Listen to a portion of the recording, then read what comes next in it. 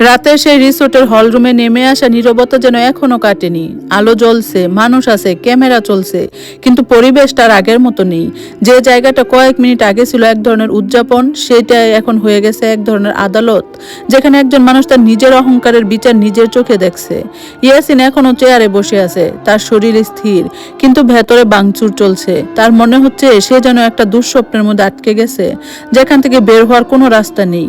কয়েক ঘন্টা আগেও যে মানুষটা নিজের সাফল্যে ভাসছিল, এখন সে নিজের অস্তিত্বকেই প্রশ্ন করছে। তার সামনে দাঁড়িয়ে আছে তামান্না, সেই নারী যাকে সে এতদিন অবহেলা করেছে, ছোট করে দেখেছে, অপমান করেছে, কিন্তু এখন সে একজন স্ত্রী নয়, একজন সিদ্ধান্ত গ্রহণকারী, একজন ক্ষমতাবান ব্যক্তি, একজন শাসক। আর এই পরিবর্তনটা ইয়াসিন সহ্য করতে পারছে না। সে ধীরে ধীরে মাথা তুলল, তার চোখ লাল, কণ্ঠ শুকনো। সে কাপা গলায় বলল, তামান্না, তুমি যা করছো এটা ঠিক হচ্ছে না, তুমি আমাকে এভাবে শেষ করতে পারো না। তার কণ্ঠে এবার আগের মতো সেই অহংকার নেই, আছে অনুরোধ, ভাঙা একটা মানুষের অনুন্নয়। কিন্তু তামান্না নড়ল না, সে শান্তভাবে দাঁড়িয়ে আছে, যেন তার ভেতরে সব আবেগ অনেক আগেই শেষ হয়ে গেছে। সে ধীরে ধীরে বলল, আমি তোমাকে শেষ করি নাই ইয়াসিন, তুমি নিজেই নিজেকে শেষ করেছো। আমি শুধু সত্যটা সামনে এনেছি।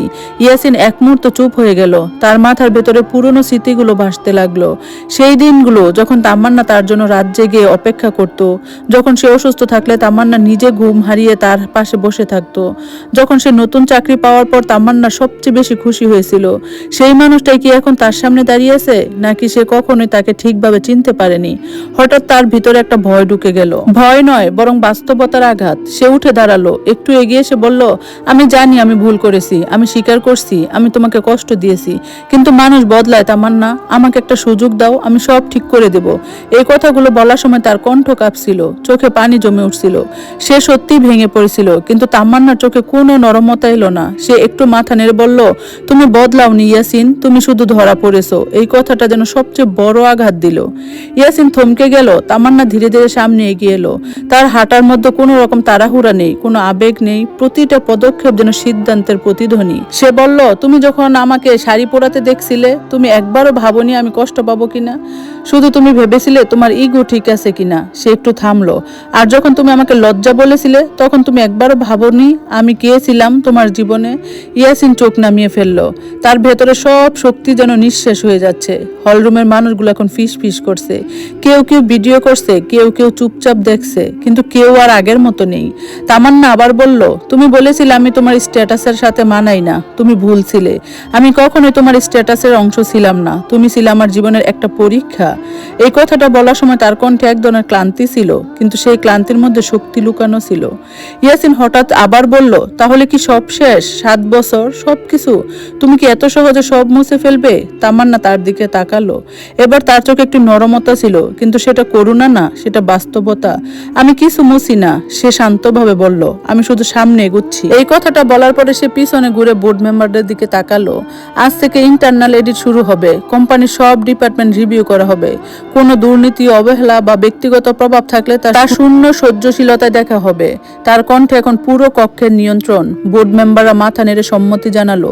ইয়াসিন অবাক হয়ে দেখলো, মানুষগুলো তাকে আর দেখছে না, তারা এখন তামান্নার দিকে তাকিয়ে আছে। এই মুহূর্তে সে বুঝতে পারলো, ক্ষমতা কখনো পদে থাকে না, থাকে মানুষের হাতে। আর সেই ক্ষমতা এখন তামান্নার হাতে। সে ধীরে ধীরে পিছিয়ে গেল, তার শরীর যেন ভারী হয়ে গেল। সে একটা টেবিলে হেলান দিয়ে দাঁড়ালো। তার পাশে সাদিয়া এখন আর নেই, সে অনেক আগেই সরে গেছে, কারণ ক্ষমতা হারানো মানুষকে কেউ ধরে রাখে না। এই দৃশ্যটা ইয়াসিনকে আরো একা করে দিল। রাতের বাহিরের বাতাস একটা ঠান্ডা ঝাপসা এসে লাগলো। জানালা দিয়ে শহরের আলো দেখা যাচ্ছে, কিন্তু ইয়াসিনের চোখে সেই আলো এখন অন্ধকারের মতো লাগছে। তার মনে পড়লো সে কত সহজে তামান্নাকে অপমান করেছিল, কত সহজে ভেবেছিল সে ছাড়া তার জীবন ভালো হবে। কিন্তু এখন সে বুঝতে পারছে, সে যেটা তুচ্ছ ভেবেছিল সেটাই ছিল তার সবচেয়ে বড় শক্তি। তামান্না আবার হলের মাঝখানে ফিরে এলো। এবার সে একটু থামলো, চারপাশে তাকালো, সবাই চুপ। সে ধীরে ধীরে বলল, আজকের রাত এখানেই শেষ না, এটা শুরু।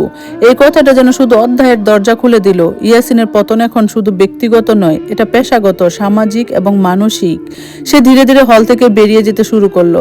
কেউ তাকে থামালো না, কেউ কিছু বলল না, কারণ সে আর ভাইস প্রেসিডেন্ট না, সে এখন শুধু একজন মানুষ। সে নিজের ভুলের জন্য একা দাঁড়িয়ে আছে। তামান্না তার চলে যাওয়া দেখলো, তার চোখে কোনো আনন্দ নেই, কারণ প্রতিশোধ কখনো আনন্দ দেয় না, এটা শুধু সত্যকে সামনে আনে। গাড়িতে উঠে সে জানালার বাহিরে তাকালো। শহরটা ধীরে ধীরে পেছনে যাচ্ছে। তার ফোনে আরিফ চৌধুরীর মেসেজ এলো, ম্যাডাম, সব শুরু হয়ে গেছে, মিডিয়ায় খবর পাচ্ছে আগামীকাল থেকে বড় পরিবর্তন পরিবর্তন আসবে? তামান্না শুধু একটা ছোট উত্তর দিল, ঠিক আছে। তারপর ফোনটা পাশে রেখে দিল। তার চোখে এখন একটাই ভাবনা, এটা শুরু মাত্র। ইয়াসিন ভেবেছিল সে একটা সাধারণ নারীকে হারিয়েছে, কিন্তু আসলে সে হারিয়েছে নিজের ভবিষ্যৎ। আর সেই ভবিষ্যৎ এখন অন্য কারো হাতে লেখা। রাত শেষ হলো, সেই রাতের প্রভাব শেষ হয়নি। শহরের আকাশে ভোরের আলো উঠছে, কিন্তু সেই আলো কারোর জন্য স্বস্তি আনছে না। কারণ ইস্টার্ন গ্রুপ কর্পোরেশনের ভিতরে এখন শুধু একটি নাম ঘুরছে, তামান্না রহমান। আর সেই নামের সাথে জড়িয়ে আছে এক ধরনের ভয়, বিস্ময় এবং অস্থিরতা। গত রাতের ঘটনা যেন আগুনের মতো ছড়িয়ে পড়ছে। রিসোর্ট থেকে বের হওয়ার পর থেকে মিডিয়া, বোর্ড মেম্বার, এমনকি সাধারণ কর্মচারীরাও জানতে শুরু করছে যে কোম্পানির ভাইস প্রেসিডেন্ট হঠাৎ করে পদচ্যুত করা হয়েছে। কিন্তু সবচেয়ে বড় চমক ছিল এটা সবচেয়ে বড় চমক ছিল আসল মালিকের পরিচয় প্রকাশ পাওয়া। তামান্না রহমান, যাকে এতদিন কেউ সাধারণ একজন স্টাফের স্ত্রী হিসেবে চিনত, সে আসলে কোম্পানির মূল উত্তরাধিকারিণী এবং চেয়ারম্যান। এই তথ্যটা যত দ্রুত ছড়াচ্ছে, তত দ্রুত পুরো কর্পোরেট জগতে ভূমিকম্প শুরু হচ্ছে। অন্যদিকে ইয়াসিন এখন নিজের অ্যাপার্টমেন্টে বসে আছে। সেই অ্যাপার্টমেন্ট যেটা কয়েক মাস আগেও সে গর্ব করে দেখাতো, এখন সেটা তার কাছে একটা খাঁচার মতো লাগছে। জানালার বাহিরে শহরের শব্দ, গাড়ির হর্ন, মানুষের চলাফেরা, সবকিছু স্বাভাবিক, কিন্তু তার ভেতরে কিছুই স্বাভাবিক নেই। তার হাতে মোবাইল, স্ক্রিনে একের পর এক notification, eastern group vice president অপসারণ, গোপন চেয়ারম্যান প্রকাশ, কর্পোরেট শকিং নিউজ। প্রতিটা শিরোনাম তার বুকের ভেতরে আঘাত করছে।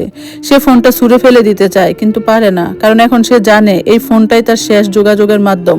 হঠাৎ দরজা টোকা পড়ে। ইয়াসিন চমকে উঠে, ধীরে ধীরে উঠে গিয়ে দরজা খুলে সামনে দাঁড়িয়েছে তাদের কোম্পানির এক সিনিয়র ম্যানেজার। তার মুখ গম্ভীর। সে কোনো ভূমিকা ছাড়াই বলল, ভাইস প্রেসিডেন্ট সাহেব, না, এখন তো আপনি আর সেই পদে নেই। এই কথাটা শুনে ইয়াসিনের চোখ রাগে জ্বলে উঠলো। সে কিছু বলতে পারেনি। ম্যানেজার একটা ফাইল তার হাতে ধরিয়ে দিল। এটা HR এর নোটিশ, আপনার সাসপেন্ড লেটার। আজ থেকে আপনি অফিসে প্রবেশ করতে পারবেন না। ইয়াসিনের হাত কেঁপে উঠলো। তুমি জানো আমি কে? আমি 7 বছর ধরে এখানে আছি। আমি ম্যানেজার। তাকে থামিয়ে দিলাম। আপনি কি ছিলেন সেটা এখন আর গুরুত্বপূর্ণ না। গুরুত্বপূর্ণ হলো আপনি কি করেছেন। এই কথাটা বলেই সে চলে গেল। ইয়াসিন দরজাটা ধরে দাঁড়িয়ে রইল। তার ভেতরে এক ধরনের শূন্যতা তৈরি হচ্ছে। সে ধীরে ধীরে দরজা বন্ধ করলো। ভেতরে ফিরে এসে সে সোফায় বসে পড়ল। তার মনে পড়ল তামান্নার শেষ কথা, আমি শুধু সামনে এগুচ্ছি। এই কথাটা এখন তার মাথার ভেতরে বারবার বাজছে। অন্যদিকে ইস্টার্ন গ্রুপ কর্পোরেশনের হেড অফিসে সকাল থেকে ব্যস্ততা। বড় বড় board member, legal team, finance department সবাই একত্রিত হয়েছে। তামান্না যখন অফিসে প্রবেশ করলো, তখন পুরো বিল্ডিং এর নীরবতা নেমে এলো। তার পরনে আজ সাধারণ নয়, বরং একদম রাজকীয় অফিসিয়াল পোশাক। তার চেহারায় কোনো দ্বিধা নেই। সে লিফট থেকে নামার পর সবাই মাথা নিচু করলো। কেউ তাকে আগে কখনো এইভাবে দেখেনি। সে সরাসরি বোর্ডরুমে প্রবেশ করলো। ভেতরে সবাই অপেক্ষা করছিল।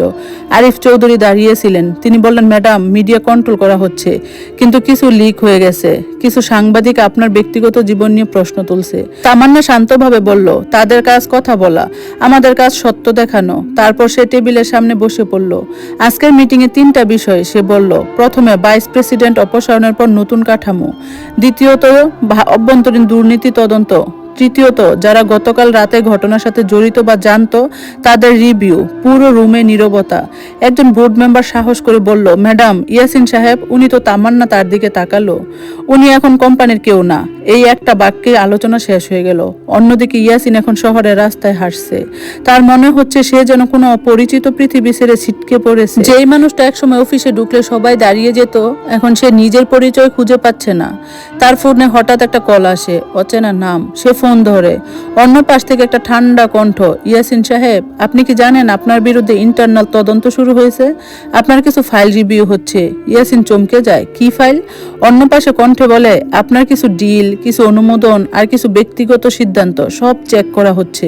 কল কেটে যায়। ইয়াসিন থমকে দাঁড়িয়ে যায়। তার মাথায় ধীরে ধীরে একটা ভয় ঢুকে যাচ্ছে। সে বুঝতে পারছে এটা শুধু চাকরি হারানো না, এটা পুরনো ধ্বংসের শুরু। অফিসে তামান্না এখন একের পর এক ফাইল দেখছে। তার সামনে কোম্পানির পুরো ইতিহাস খোলা। তার চোখে কোনো আবেগ নেই, শুধু বিশ্লেষণ। হঠাৎ আরিফ চৌধুরী বললেন, ম্যাডাম, একটা বিষয় আছে। তামান্না মাথা না তুলে বলল, বলো। ইয়াসিন সাহেবের নামে কিছু অভ্যন্তরীণ লেনদেন পাওয়া গেছে। কিছু সিদ্ধান্তে ব্যক্তিগত স্বার্থ ছিল বলে সন্দেহ করা হচ্ছে। এই কথাটা শুনে তামান্না ধীরে ধীরে মাথা তুলল। তার চোখ একটু সংকুচিত হলো। তার মানে? আরিফ বললেন, আমরা নিশ্চিত না, কিন্তু যদি এটা প্রমাণিত হয় তাহলে বিষয়টা শুধু চাকরি হারানোর মাধ্যমে থাকবে না। তামান্না কিছুক্ষণ চুপ থাকলো। তার ভেতরে এবার এক নতুন অনুভূতি জন্ম জন্ম নিল, প্রতিশোধ না, এবার তদন্ত। সে ধীরে ধীরে বলল, সবকিছু খুঁজে বের করো, একটা ভুলেও যেন বাদ না পড়ে। এই কথাটা বলার পর তার ভেতরে পৃথিবী আরো ঠান্ডা হয়ে গেল। অন্যদিকে ইয়াসিন এখন নিজের অতীতের সব সিদ্ধান্ত নিয়ে ভাবছে। সে বুঝতে পারছে সে শুধু একজন নারীকে হারায়নি, সে হারিয়েছে সেই মানুষটাকে যে তাকে নিজের থেকে বেশি বিশ্বাস করেছিল। কিন্তু এখন অনেক দেরি হয়ে গেছে। সন্ধ্যার দিকে মিডিয়ায় বড় খবর আসে, ইস্টার্ন গ্রুপ কর্পোরেশনের বড় পরিবর্তন, ভাইস প্রেসিডেন্ট অপসারণের পর অভ্যন্তরীণ তদন্ত শুরু, সাবেক কর্মীর বিরুদ্ধে দুর্নীতির সন্দেহ। ইয়াসিন ফোনের দিকে তাকিয়ে থাকে। চোখে এখন আর রাগ নেই, অহংকার নেই, শুধু ভয় আছে, এবং সেই ভয় ধীরে ধীরে বাস্তব হয়ে উঠছে। অফিসে তামান্না জানালার দিকে তাকিয়ে আছে, শহরের আলো জ্বলছে। তার ফোনে আবার আরিফের মেসেজ আসে, ম্যাডাম তদন্ত গভীর হচ্ছে, কিছু বড় নাম উঠে আসতে পারে। তামান্না শুধু একটা লাইন লিখে পাঠায়, সত্য লুকিয়ে থাকলে তা বিপজ্জনক। এখন সব বের হোক। ফোনটা রেখে সে উঠে দাঁড়ায়। তার সামনে এখন শুধু একটা পথ, আর সেই পথটা হলো সত্যের।